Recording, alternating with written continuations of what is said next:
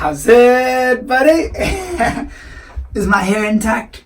Dude, that's hilarious that I was bleeding into the background. Oh, it was just a proleptic look into the future of the topic of this video's conversation. How, like in postmodernism, we blend into our environment and we're actually part of a much larger picture.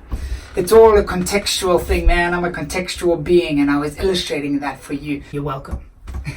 I like the way that you said it, that we might be a second or third player in the game.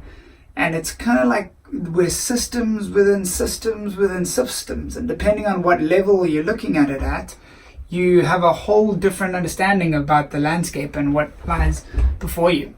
It's like we can look at things on a microscopic level and talk about the life of molecules or cells, or we could look at it on a macroscopic, looking through a telescope and see it on the life of planets. It's almost like I was listening to a talk about quantum physics and how the questions that you ask determine the results that you get. And so when we look at all this reality from the perspective of mind, are we mind? It opens up a whole different landscape. That's where panpsychism and seeing everything as mind and that it's all a conscious kind of lucid dream, dude, that really changed the way that your daily experience goes. I think that's what people need these days. It's not necessarily some sort of dogma, but a tangible change in their experience. And talking about which, man, with near-death experiences, like, dude, it's a real experience. I've been obsessed with near-death experiences lately. I've listened to so many of them. Like, check out this one.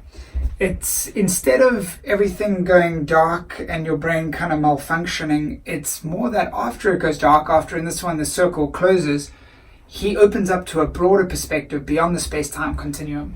And people come back with noetic qualities, with knowledge that they can apply to this reality that they couldn't have known otherwise. And with sound being the last thing to go, that is really interesting. And it's also interesting that if you think about it, sound was probably one of the first things that came in the womb. And so it makes me think about hearing the spiritual domain and people hearing voices. Like, think about Samuel in the Old Testament, who was hearing his name being called as he was falling asleep in the alpha state between waking and dreaming.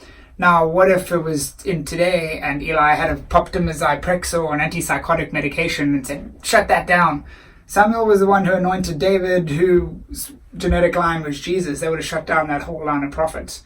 And prolepsis is a big overarching phenomenon in both theology and in physics. This book that talks quite a bit about it, and I've got it back from one of my buddies so that I can look into it for you.